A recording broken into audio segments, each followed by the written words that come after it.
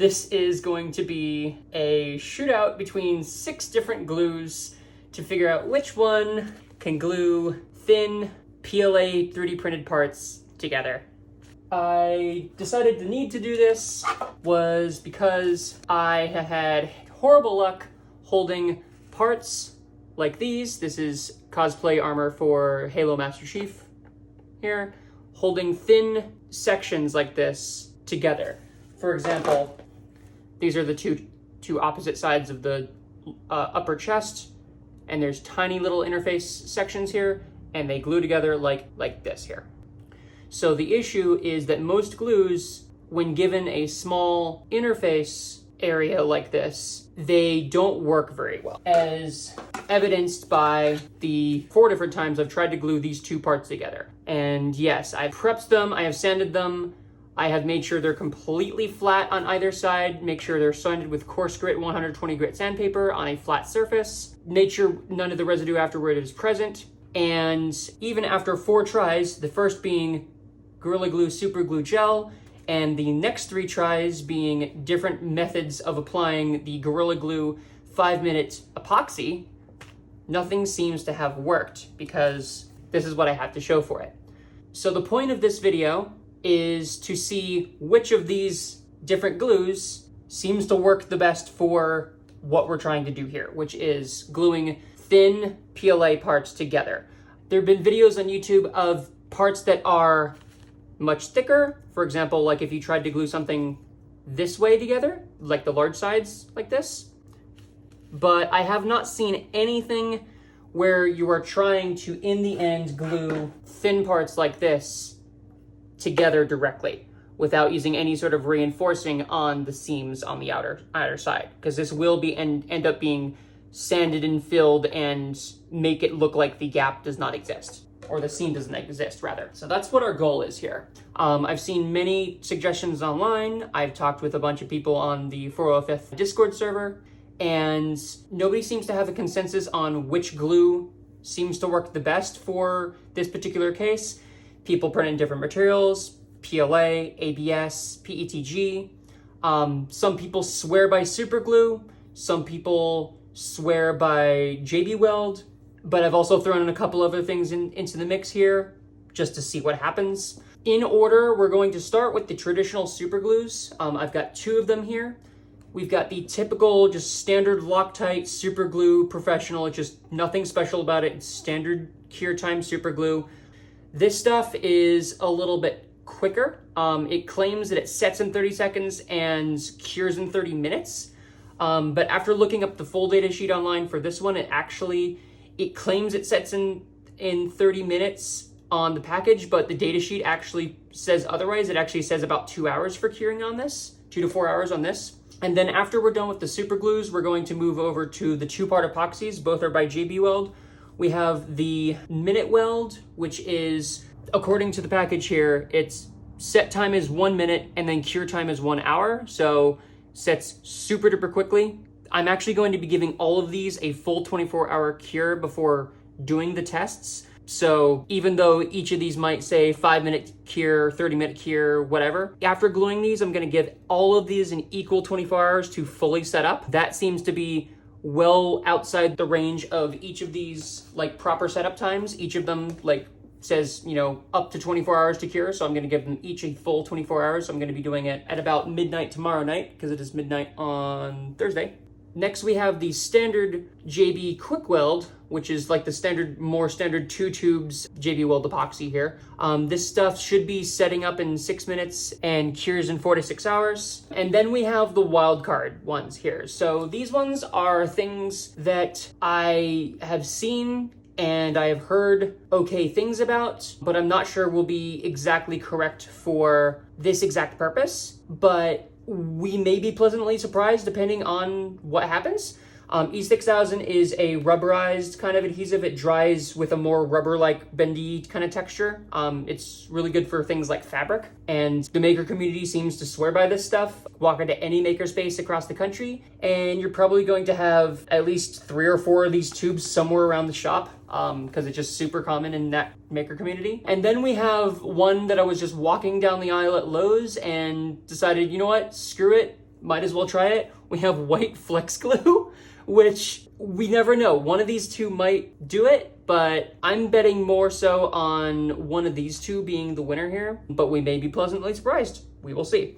So the testing methodology is we have 12 of these little 3D printed 30% infill, 3 bottom layers, 3 top layers, 3 perimeters, little domino kind of things.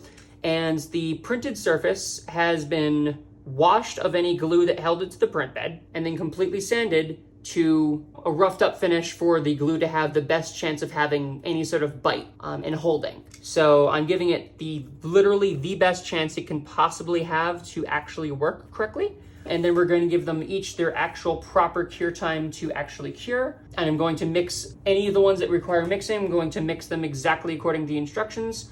All of them I'm going to be using the exact application instructions that they prefer on their packaging. And yeah, that's pretty much it for the introduction for the video here. Also, these 2 glues here have failed me, so that's why they are currently in glue jail.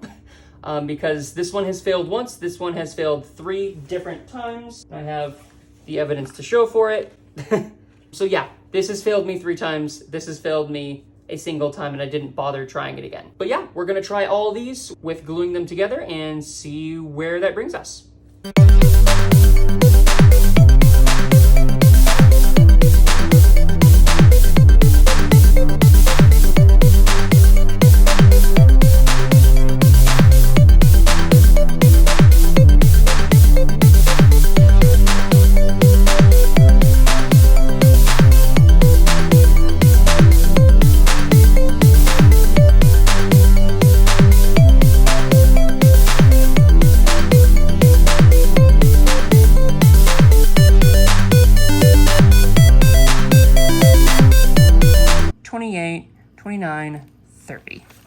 Fuck.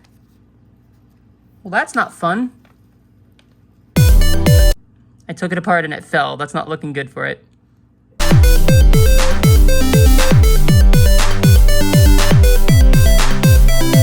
I just used this one and forgot to record it. I'm sorry. All right, it's 24 hours later and all the glues have cured. And so what we're gonna do here is we're gonna use my method that I came up with in about 20 minutes or so to figure out how strong each of these is, semi-scientifically, but mostly non-scientifically. How it's gonna work is we have each of the blocks gets clamped to the table, and then I have another clamp here that at the end of it is a bucket. Into said bucket, I will be placing silverware because it's the only thing that I could find that I have a bunch of and is heavy enough to possibly break these things. I don't have any marbles. I don't want to do water in the living room here, so do with that what you will. First test is Loctite superglue. This is standard superglue. Each of these I'm going to be clamping as centered as I can make it. And then we're gonna count how many forks I can put in it. And then if I run out of forks, then potentially spoons. So Loctite, we've got 1, 13 forks. All right, we're moving on to spoons. 9 spoons, that's all the spoons. I have 4 knives left. I didn't know that the first one was going to take this much. I have 4 knives, and they are pretty thick knives, so we'll see. Oh, it's starting to wiggle. 1 knife, 2 knives, 3 knives. Okay. 4 knives. That's all my silverware. I'm gonna go grab more silverware and see what happens. Shit. This is just a normal boring super glue. Okay, I have more silverware. 11 knives. It's not even trying. Look at this, look at it. And there's all of the knives in the fucking house. There we go. You know what, fuck it, let's throw in literally all of the rest of the silver in the fucking house. All the silver in the house is in that fucking bucket. Well, it seems my testing methodology needs some work. This is heavy! So I think it's time to somewhat abandon the scientific testing and really just go with what matters, which is which glue is stronger than the material itself. Because if the material fails before the glue bond does, then we know it's done its job. And it will just be, I guess, my decision which one felt like it was strongest before it broke. Here's the Loctite super glue. All right, so that one, the glue bond actually did fail, but it did take a pretty significant amount of force given the small surface area here. It does look like the glue bond failed because there's glue on each of these coated pretty easily. Now we move on to the Rapid Cure super glue. See how this compares. Okay, that one's not nearly as strong as the other one was, and it was definitely the glue bond that broke because you can see some glue on each of those pieces here. Next up is the 1 minute set 1 hour cure epoxy that I still let cure for 24 hours, just like everything else. That one was somewhere in between the two super glues, and again, it failed at the glue joint, not at the plastic. Next we have the JB Kwik. Keep in mind this one is the one that actually fell apart after trying to hold them together to bond them in the first place, so I don't have really high hopes for this. Yeah, that broke almost immediately. That one, that's a complete fail. It looks like the epoxy is what failed as well. It was not the actual, yeah, that's not PLA there, that's epoxy that failed.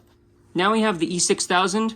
I know this one's going to fail before the PLA part itself does fail as well. But this one is a little bit different because it's a rubberized adhesive, so it's probably going to bend and flex quite a bit until it gets there. So I'm actually really surprised to see how much this one flexes before it actually gives out. Oh, check that out. Okay, so I have actually bent it 90 degrees here, and it's actually still staying stuck. That's the cool part about E6000 is it's a super rubbery adhesive. So even if it does fail, it's not going to completely fall apart and you could potentially fix it. That's actually really interesting. Let's see what happens when we bend it the other way. Same deal, it hasn't completely fallen apart. So I guess that does have its uses in certain kind of things, I guess. And for our final test, we have the Flex Glue, which is honestly not something that I have any hopes for. I just saw it and I was like, that would be funny to include in the video. So I did. It was like $7 a tube. Let's see if it's as flexible as the E6000 was. Yeah, that's kind of doing the same kind of thing that E6000 is doing. It's kind of what I expected, but the bond actually failed quite a bit more than the E6000 did. You can see that the bond actually completely failed on those parts there. Yeah, Flex Glue is not even as good as E6000. Just based on pure strength alone, I actually have to give it to the Loctite super glue. As much as I have not had good success with the super glue, or at least the Gorilla brand super glue. This stuff has not treated me well. This stuff seems to actually work pretty darn well. So I'm actually very pleasantly surprised at how well this one holds stuff together. So out of those 6, I have to give it to the Loctite super glue. It actually held things together. It held my entire silverware drawer of knives, forks, and spoons. Seems to have given me a fight getting it to actually break free. So I think I'm going to have to go ahead and use this for my actual parts that I'm going to be gluing together. All right, Loctite super glue, the professional Loctite super glue. That seems to be the best for PLA. Easy enough.